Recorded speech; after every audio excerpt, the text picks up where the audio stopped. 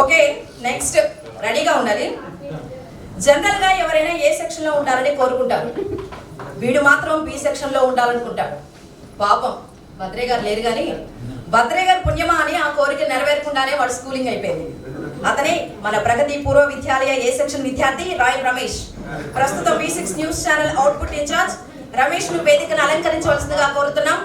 రామ్స్, అక్కడ decoration items ఉంటే తెచ్చుకో, ఎందుకంటే వేదికను అలంకరించమని చెప్పాను. ఓకే, జస్ట్ కిడ్డింగ్ అండి. Welcome to Rams. Hi friends. Please silence, please silence, please silence, please silence. Silence లేకపోతే మరి ఊరు పేరు రాశారు. అందరి పేర్లు అదే చెప్పండి.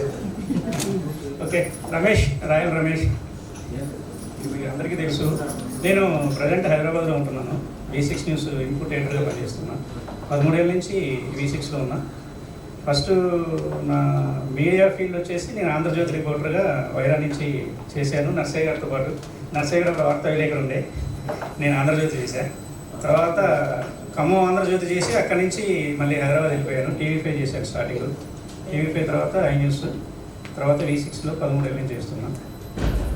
నాకు ఒక అబ్బాయి ఉన్నాడు. నేను ఇప్పుడు హైదరాబాద్ మణికొండలో ఉంటున్నాను. యాక్చువల్ గా నేను రవికి, శీలం వెంకటరెడ్డికి బ్యానర్ కొట్టించమని చెప్పాను. బ్యానర్ మీద క్లాప్స్ కొట్టండి అని, ఎందుకంటే మన వాళ్ళని కొట్టండి అని చెప్పి అది చూస్తే తప్ప కొట్టేటట్లేదు కదా.